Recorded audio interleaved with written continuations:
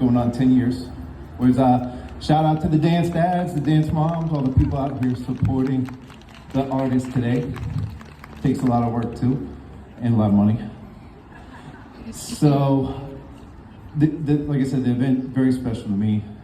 For one, dance dad. For two, aligned with what we do, it's an event that is trying to break the stigma around mental illness.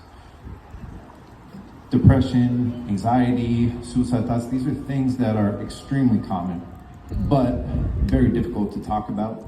And art, a lot of times, can be a way to broach that topic a little easier. So, cheers, kudos to Greater Annapolis for putting this thing on. And dance is the main art tonight, but Margaret brought us up here to add a couple other types of expression in the mix. So really psyched for you guys all to see the performers. So we have, for one, mstee.kay, who is a Baltimore-based poet, a advocate, a community organizer that's doing a lot of big things. So she's gonna be on your radar going forward, I'm sure. For two, we have Sleepy Smile. Hey, you want to hold my phone? Yep.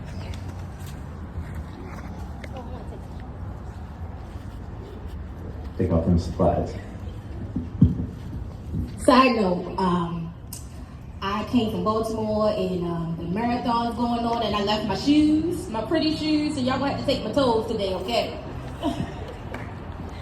But it's an honor to be here because just this past January, I had to check myself into the hospital because I also had suicidal thoughts from dealing with some grief. My mom passed away 18 years ago, and at the time, I was 39, which was the same age that she was when she passed away. So my grief was just going everywhere, and with life me being an art wellness coach on top of being a performing poet and an international speaker, I'm always traveling and taking care of everybody else and not taking care of myself. So I just want y'all to know that it's okay to take care of yourself first in order for you to help anybody else.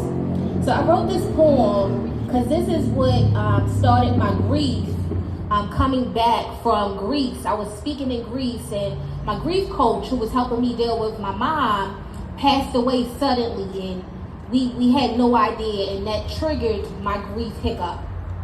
So she left an imprint on my heart, and the thing is that we all have an imprint. So what does your imprint say about you? As I sit in silence, thinking about the woman who taught me to breathe through my pain, my grief coach, who is no longer with us, I cried for her daughter, but still proud of her for pushing through with her mother's light as her guide, as she strived to keep her mother's legacy alive. Last year this time, I was on the bus to North Carolina to perform, carrying a heavy heart. I was 39, the same age my mom was when she was taken from this earth. Grief met me there.